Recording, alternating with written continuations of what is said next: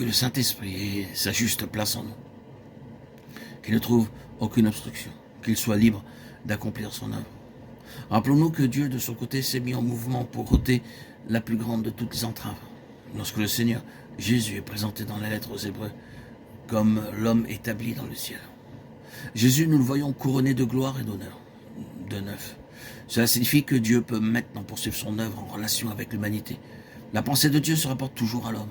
Qu'est-ce que l'homme pour que tu prennes soin de lui? Voici l'homme auquel les hommes doivent être rendus conformes.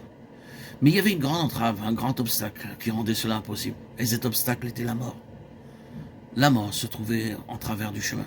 L'homme ne peut y parvenir aussi longtemps que la sentence de mort pèse sur toute chose. Car lorsque l'homme a péché dans la personne de son premier père, la mort, ce grand ennemi de tout le dessein de Dieu, fut prononcée comme une sentence sur tous les hommes. Et ainsi, elle se tient en travers du chemin. Cet homme-là, cette race, ne peut jamais atteindre le but et ressembler à ce modèle.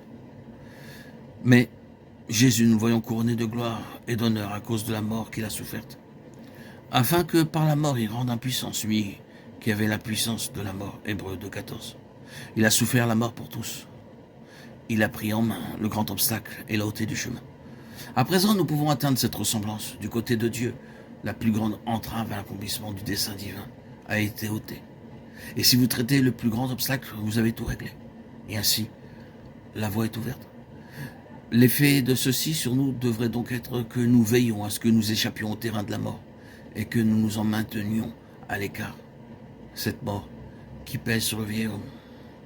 Cela peut paraître mystérieux, cela peut paraître difficile à comprendre. Mais en fait, c'est très réel, très pratique. Si nous commençons à avoir, vous et moi, quelques affaires avec nous-mêmes telles que nous sommes en nous-mêmes, nous savons que la mort commence à agir. Il en est toujours ainsi. Et l'ennemi le sait également. S'il peut mettre en mouvement cette roue de nature, le cours de la nature, selon la version d'Herbie, Jacques 3,6. S'il donc, il peut mettre en mouvement cette roue de la nature et la faire tourner et nous y entraîner, il sait qu'il nous maintient à nouveau sous la puissance de la mort. Le Saint-Esprit est l'esprit de vie et travaille sur la base de la vie et uniquement sur celle-ci. Nous devrions donc nous exercer, vous et moi, à nous tenir toujours sur le terrain de la vie.